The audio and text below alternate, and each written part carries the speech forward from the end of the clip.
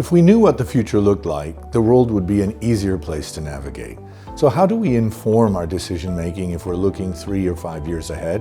One way we can help navigate the journey to what's next is using someone whose business it is to look at the data, the trends, and then make informed predictions.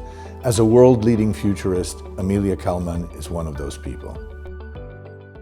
Amelia, great to meet you. Thanks for being with us today. Oh, thank you for having me. This is my first interview with a futurist, so I'm eager to understand how you go about interpreting data and using that data to come up with some of the meaningful and powerful analysis that you do and talk about. Well, it's true. Futurists aren't psychics, but there is a methodology to it. There's different kinds of futurists.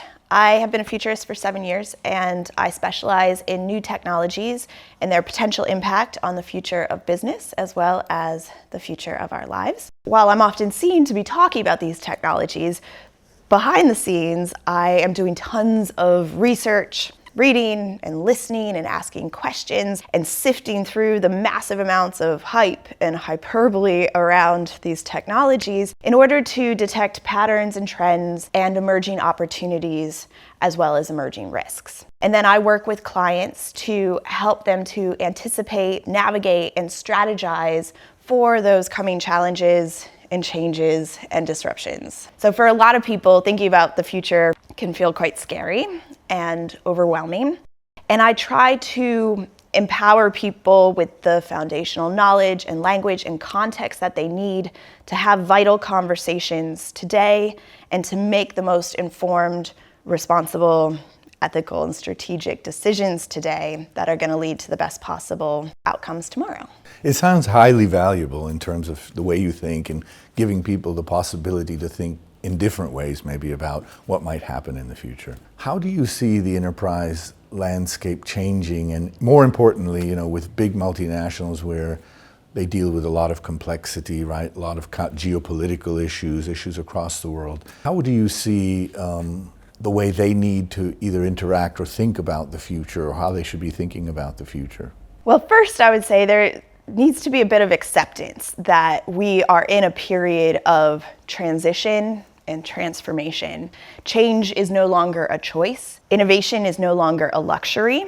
It's time to get really conscious about defining a positive future and a future that we all want, and what we can do as individuals and companies to make that future happen.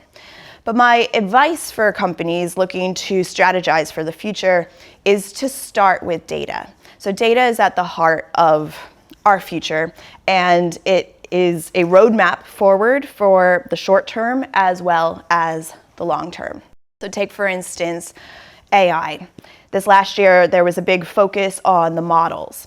And this year, I really think we need to kind of step to the side and get serious about the ingredients that go into those models, which is the data. So we talk about artificial intelligence, but there's nothing actually artificial about it or synthetic. We're talking about collected human intelligence. And the way we define what a good data set is, how we vet it for bias, extract bias, prevent bias, how we determine that we prove the data that goes into it and that we have ethically sourced those data, this is going to create an entire new industry. So while AI is taking some jobs away, this is an area that's going to create massive amounts of new jobs. And companies can start today by getting their data in order. But this also is a bit of a glimpse into the future, because with all this new data that we are creating through the way we interact with XR and new interfaces, as well as the way we interact with AI, we're going to be creating so much more data. And this means we're going to have to increase connectivity, processing, and computing. To do that, we are going to have to increase our energy, and this is going to lead to breakthroughs in quantum and fusion and space mining. So you can see that data is really at the heart of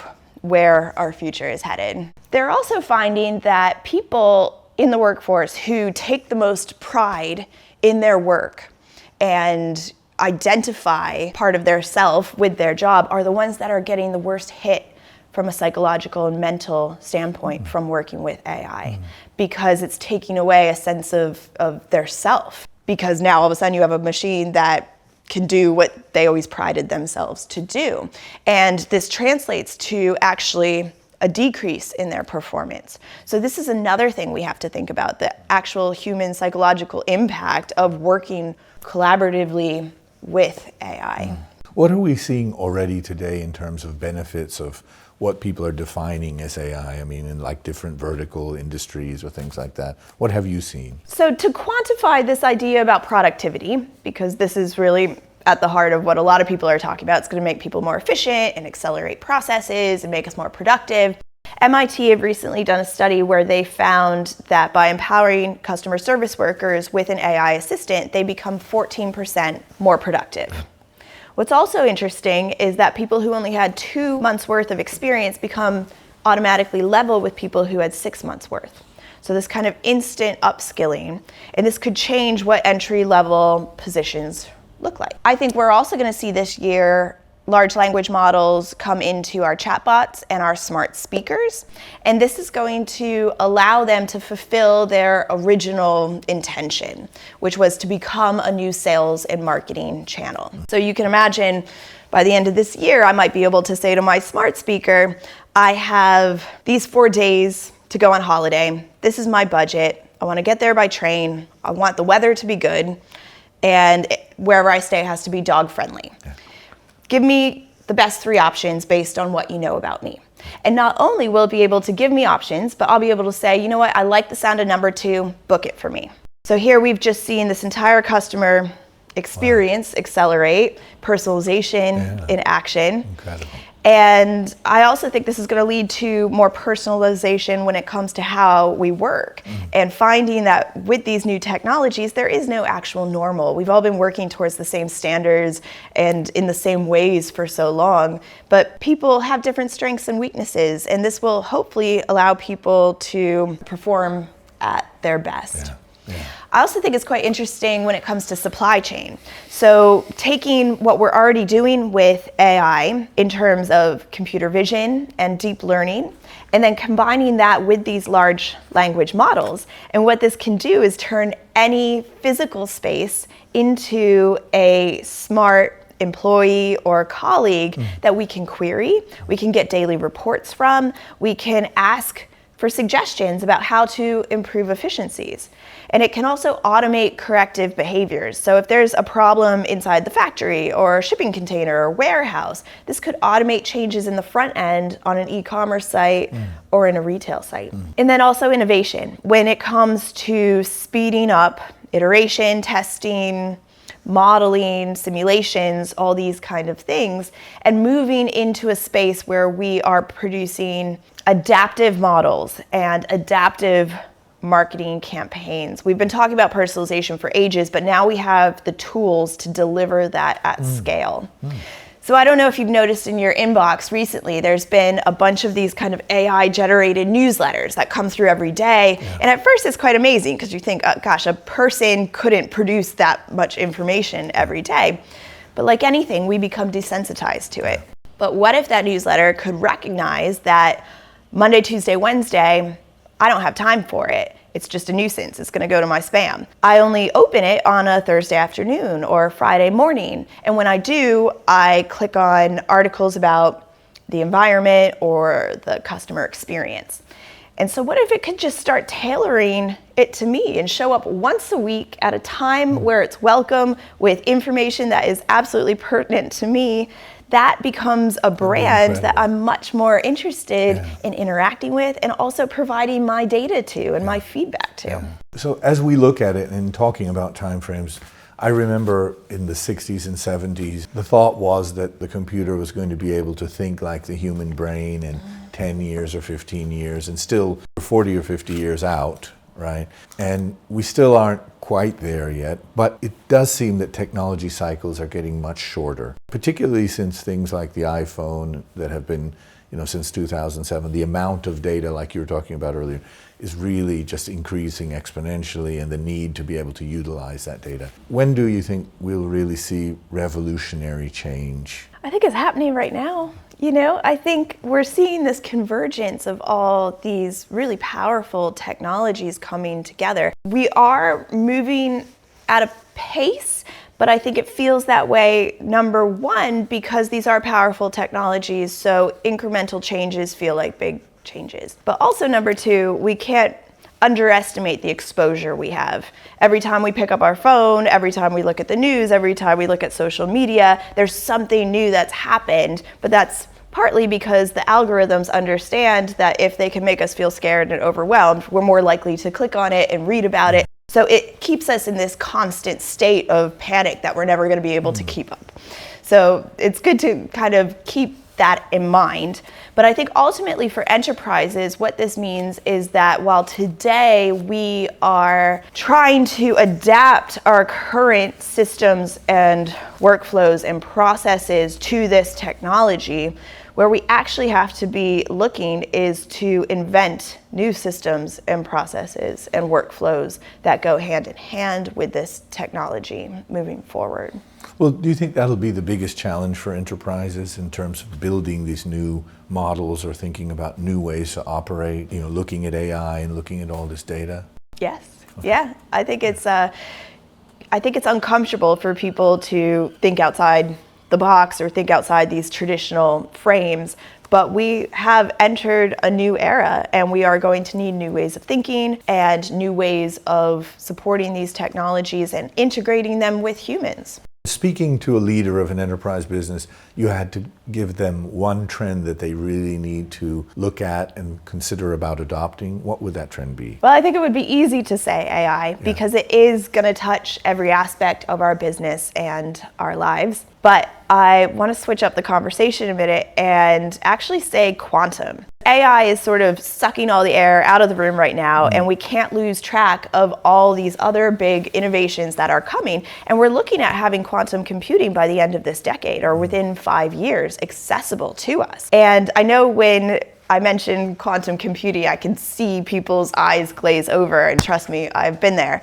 But you don't have to understand how quantum works to understand what a game changer it is. And it actually goes along with some of these bigger trends that we're seeing in other areas of technology. So you think about the internet moving from 2D to becoming more spatial, more 3D. Data from 2D to becoming more emotional and physical and 3D. And we can think about quantum as moving from a 2D computing to something that is more 3D. So instead of just crunching ones and zeros, we're talking about crunching protons and neutrons and electrons, which is moving computing into more of a multi-dimensional capabilities. So this is really going to be quite game-changing and groundbreaking when it hits. And it's going to be able to crunch this massive amounts of data that we are creating now very, very fast at speed. We have an opportunity to learn from how we have been so reactive when it comes to AI and to try to be more proactive when it comes to this really powerful technology that is coming faster than I think a lot of people anticipate. Wow, that's exciting. It really is. Exciting. Yeah. So Amelia, what about the workforce of the future? What do you see that looking like and how will that evolve? And more importantly, what are they looking for? What are their expectations? By 2030, 58% of the workforce will be made up of Gen Z and millennials. We'll also have Gen Alpha entering the workforce and the largest population of people over 60 ever, many of whom will still be working. Now today, 59% of experts believe that we're going to continue to see a shift towards remote and hybrid working. So what we're looking at is having the most disparate workforce ever, with various levels of experience and expectations located in different places around the world. And companies are going to need new ways to bring people together, not just for things like collaboration and training and design and ideation, but also to create that sense of community and camaraderie and culture that is going to be so important in retaining talent moving forward. Now, over the last couple of years, we've all witnessed the pitfalls of physical working and the downfalls of digital working. But by bringing the virtual into this through headsets and devices, bringing together people in physical spaces and people who aren't physically there, creating this meta hybrid working environment, I think we're going to see some of those frustrations and frictions lifted, as well as new benefits. So Gen Alpha are our first virtual native generation. They have grown up with responsive technologies, things like smart speakers and touch screens, and this has taught them to be active co-creators. So for brands, they talk back. They expect to have two-way conversations. I would like to see people get back to more face-to-face. I think there is nothing like looking someone in the eye, being able to read energy and body language. And I think this is something that we are actually going to have to be proactive about in training younger generations in that kind of socializing that used to be the norm. And now the norm has become socializing via an app or a phone or a screen. And I think also when we move into these virtual worlds, this is going to be a completely different kind of socialization. It's going to be different from face to face. It's going to be different from through the screen. I think in some ways it's going to be more impactful because it engages different parts of our brains. So that's going to be really interesting to see how that plays out as well. And how do you think enterprises will react to that in terms of, thinking about the different modalities of social interaction and the impact on results and profitability and productivity and all of these kinds of things? They will have to then adapt to multiple different environments from what you're saying. In the bigger picture, I think we are seeing a shift from a purely economic mindset into a more socially aware mindset. And we're seeing this with the growth of importance around ESG. I think there's going to, in the future, be chief nature officer who is going to be responsible for the impact on the environment. I think we are going to need to put a lot more emphasis on the human element from a mental health standpoint, from a physical standpoint. This is also the trend of consumers and customers. Everybody is feeling this. At the end of the day, companies are made up of humans, and humans recognize that this is where we need to be investing, and this becomes where our values really lie. What makes us human? That's one thing that I think AI has the opportunity to really bring to light, what actually brings us together as people, what we have in common. Over the last 20 years with social media, it's really gone out of its way to amplify the differences we have and to perpetuate bias. But this powerful technology, if it can do that, it can do the opposite as well. Hopefully it reminds us what we have in common. It reminds us what we do on a local level, on a physical level, to help make that positive future happen. We're inundated with these ideas that a dystopian future is inevitable, but it's not. But it really takes people being conscious about what they are doing today in order to work towards a future that is worth saving and one that we all want. Amelia, thanks for your time today. It was really, really interesting hearing about the future and your thoughts and all of the work you've done to really analyze the opportunities and the potential the future holds for us. So really appreciate your time with us today. Thank you for having me. The opportunities are seemingly endless. The risks need to be thought through. But what's clear is that technology can be a force for good if we harness it in the right way and learn from the first wave of AI implementation. The future is in our hands. We need to treat it with care and respect, just as we should do with each other.